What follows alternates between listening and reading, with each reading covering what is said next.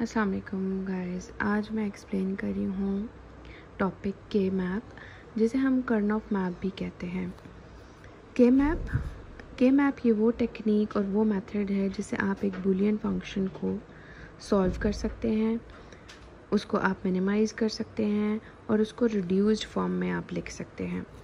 सबसे पहले मैं डिस्कस करूँगी के मैप आपको कैसे पता चलेगा कि कितनी इनपुट्स के लिए आपने कौन सा के मैप ड्रॉ करना है। तो उसके लिए हमारे पास एक फॉर्मूला है 2 raised to power n। 2 raised to power n means number of inputs. अगर हमारे पास इनपुट्स 2 हैं तो हमारे पास कितने सेल्स रिक्वायर्ड हैं के मैप के लिए? 2 raised to power 2 which is equals to 4 means कि हम जो के मैप बनाएंगे वो 4 सेल्स का होगा। अब मैं ड्रॉ करके बताती हूँ 4 सेल्स का के मैप। 4 सेल्स के मैप में जिसमें आपके पास 2 इनपुट्स हैं, उसमें आपके पास 2 रोज़ और 2 कॉलम्स, और इस तरह आपके पास 4 सेल्स बन जाएंगे। अब इन सेल्स के ऊपर इनपुट्स की प्लेसमेंट कैसे है, ये एक स्टैंडर्ड फॉर्मेट है जिसको आपने एज इट इज़ मेमोराइज कर लेना है। इनपुट 1 पहले बार और फिर simple input, second input bar, plain input. अब ये बार और प्लेन इनपुट क्या है, अगर ये आपको नहीं पता तो ये मेरे दूसरे लेक्चर में इस चीज़ की कंप्लीट इन्फॉर्मेशन है कि हमारे पास बी प्राइम और बी किस चीज़ को रिप्रेजेंट करता है। जब आप 2 वेरिएबल के मैप बनाएंगे तो आप इस तरह 4 सेल्स बनाएंगे और उसमें सबसे पहली इनपुट, अब वेरिएबल्स डिफरेंट भी हो सकते हैं। आपके बुलियन फंक्शन में ए बी की जगह एक्स वाई भी हो सकता है या कोई और वेरिएबल भी हो सकता है। तो फंक्शन में जो भी पहला वेरिएबल होगा वो आपके पास वर्टिकली रिप्रेजेंट होगा। फॉर एग्जांपल अगर आपके फंक्शन में x और y है तो आपके पास x बार और x, y बार y। इसी तरह a bar a, b bar b। ये है आपके पास इनपुट्स की पोजीशन, और इन पोजीशन को आप चेंज नहीं कर सकते, ये इनकी पोजीशंस फिक्स हैं।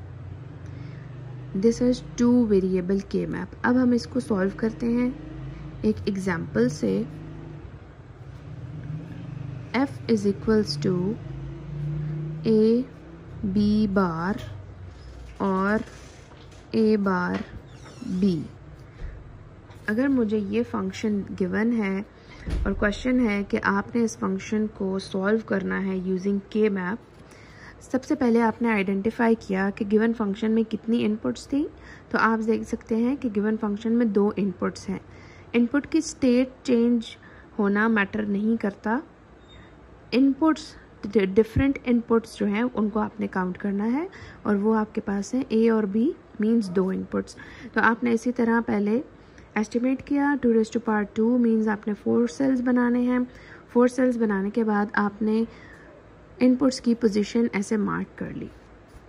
उसके बाद आपके फंक्शन में जो पहली टर्म है, हम टर्म वाइज इस फंक्शन को रिजॉल्व करेंगे। जो आपकी फर्स्ट टर्म है, अब इस फर्स्ट टर्म में हमारे पास ए बी बार, हमारे पास टर्म है ए और बी बार। ये हमारी ए वाली रो है,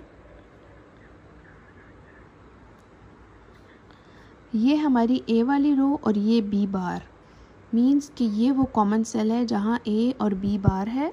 जहाँ वो कॉमन सेल है हम उसको 1 से रिप्रेजेंट करेंगे। सेकेंड है हमारे पास ए बार बी, ए बार और ये बी कॉलम मीन्स कि हमारे पास ये वो सेल बन रहा है। अब अनफॉर्चुनेटली हमारे पास ये जो बुलियन फंक्शन था, इस बुलियन फंक्शन में हमारे पास रिजॉल्व करने के लिए कोई पेयर नहीं बन रहा।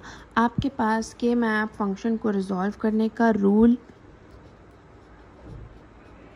1, जब भी आप अपने के मैप की फिलिंग कर लेंगे ये फिलिंग है जो आपने जो टर्म्स गिवन थी फंक्शन में, उन फंक्शंस को आपने फिल कर लिया के मैप में 1 से।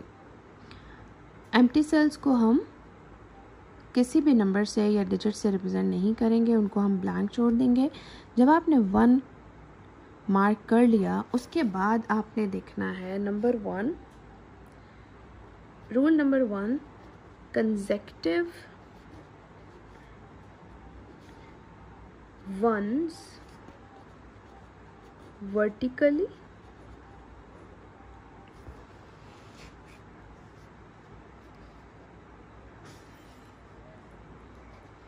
second rule, consecutive ones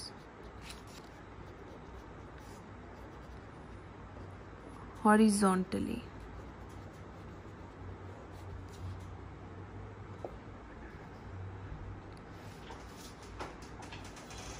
Not diagonal.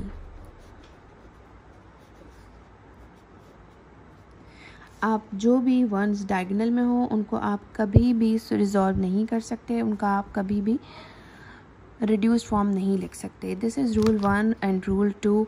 Rule 3 is कि आपके पास अगर वर्टिकली वंस हैं या हॉरिजॉन्टली कंसेक्टिव वंस हैं तो उसको आप कैसे सॉल्व करेंगे। मिनिमम प्रायोरिटी, सॉरी पहले मैक्सिमम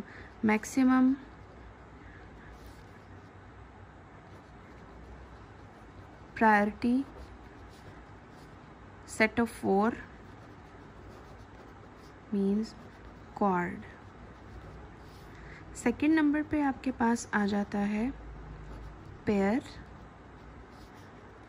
और third minimum is your single. अब यहाँ पे हमारे पास कोई पेयर नहीं बन रहा क्योंकि 1 जो है वो हमारे पास डायगोनल में है, और डायगोनल में आप कभी भी पेयर नहीं बना सकते। या आप वर्टिकली पेयर बना सकते हैं या आप हॉरिजॉन्टली पेयर बना सकते हैं। इसके लिए एक और एग्जांपल से मैं सॉल्व करूँगी नेक्स्ट वीडियो में। आई होप कि आपको ये कॉन्सेप्ट क्लियर हो गया है। Thank you.